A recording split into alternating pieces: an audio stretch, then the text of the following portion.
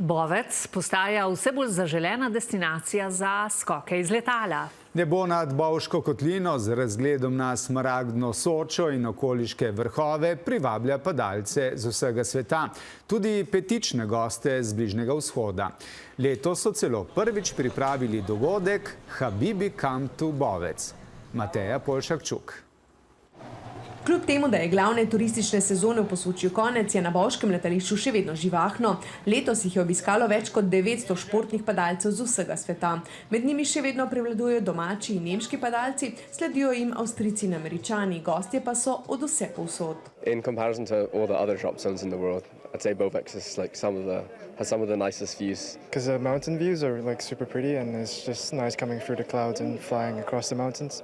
So yeah, it's one of my dream drop zones since I started skydiving. Med padalci je tudi vedno več Arabcev iz držav Bližnjega vzhoda. Konec avgusta so skupaj z inštruktorjem za skoke s padalom iz Dubaja pripravili kamp Habibi Come to Bovec. Zanj se je odločil že lani. One of the most beautiful scene I ever seen in Bovec.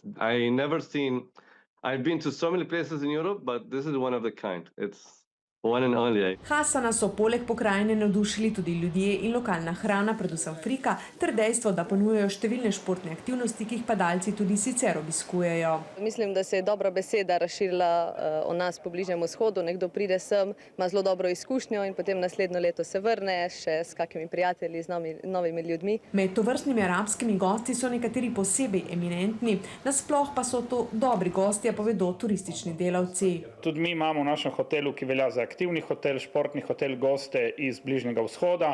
Gre za goste, ki so dobro situirani in so dejansko dobri gosti.